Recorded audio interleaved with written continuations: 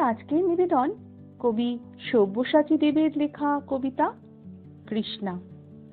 তিনি দ্রৌপদীর অন্তরাত্মার ক্রন্দন খুব সুন্দরভাবে তার লেখনীর মাধ্যমে ফুটিয়ে তুলেছেন। আমি চেষ্টা করছি সেটার সঠিক মূল্যায়ন করে পরিবেশন করতে। কৃষ্ণা। আমার কোনো শোক নেই, আমার কোনো বিষাদও নেই। হে কুরু বৃদ্ধগণ, আপনাদের নীরবতায় আমার কোনো ক্ষোভ নেই। পিতামহ ভীষ্ম, ক্ষমা করবেন, আপনাকে প্রণতি জানাবার স্থিরতা আজ নেই। আর কর্ণ, তোমার জন্য ঘৃণাও বড় বেশি মনে হয়। আর হে আমার পঞ্চস্বামী, আর্যাবর্ত বিজয়ী বীর শ্রেষ্ঠ অর্জুন, শক্তিমান ভীম, নকুল, সহদেব, আর আপনি ধর্মপুত্র, আপনারা আমার কৃতজ্ঞ অভিবাদন গ্রহণ করুন। আমি সর্বজ্ঞা নই, যজ্ঞভূমির অগ্নি হতে আমার জন্ম। ধর্মের ক্ষুরধার পথ আমার অজানিত। আর্যপুত্র, আপনার বিচার তাই আমার পক্ষে ধৃষ্টতা। আপনার কোনো বিচলন নেই, আপনার ধর্মও আপনাকে রক্ষা করেছে বিকার থেকে।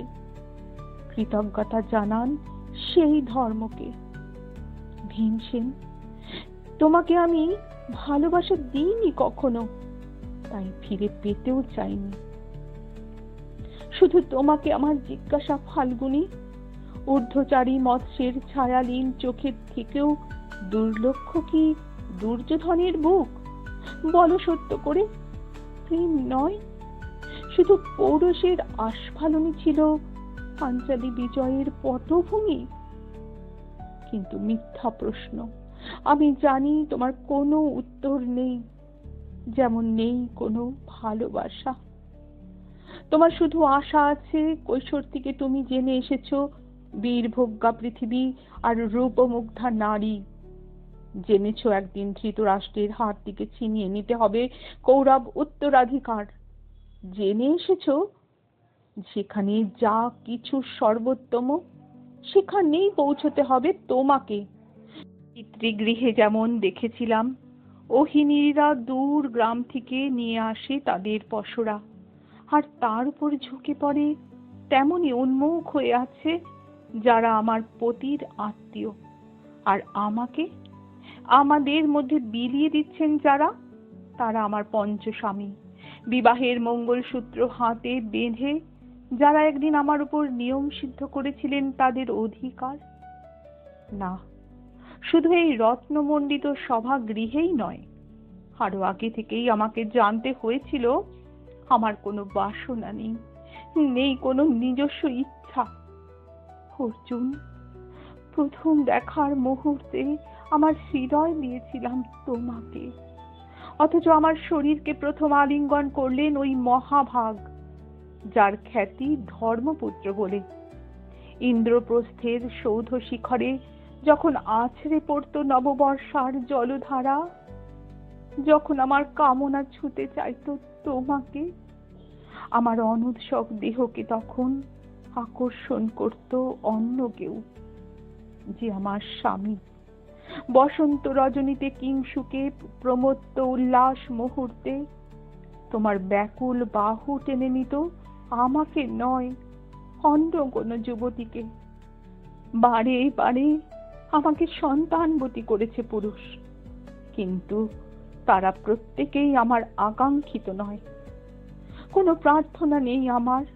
কুরু বৃদ্ধরা বিলাপ করুন, জ্যেষ্ঠ পাণ্ডব প্রহর গুনুন কোন পূর্ণ লগ্নে ধর্মরাজ্য নেমে আসবে মাটিতে। ভীম, অনুগ্রহ করে স্তব্ধ হও।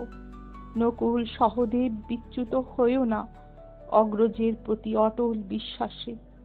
আর অর্জুন, অন্তঃপুরে যাও, সেখানে তোমার জন্য স্নিগ্ধ শরীর সাজিয়ে রেখেছে তোমার কোনো প্রেয়সী।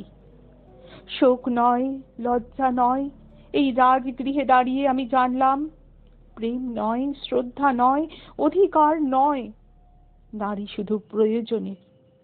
জানলাম এখানে কোনো ভেদ নেই ধর্মপ্রাণ যুধিষ্ঠির, শক্তিমান ভীম, প্রেমিক অর্জুন, আর ওই লোলুপ ধৃতরাষ্ট্রনন্দনদের মধ্যে।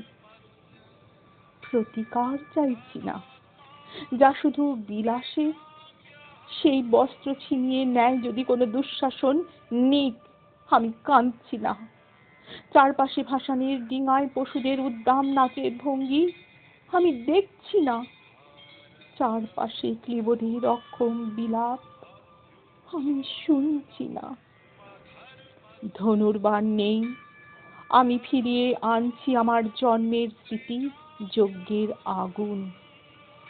দ্রৌপদী নই, নই পাঞ্চালী, নই ভরত কুলবধূ, আমি তৃষ্ণা, যজ্ঞাগ্নি সম্ভুতা, শুধু নারী এক, শুধু নারী এক।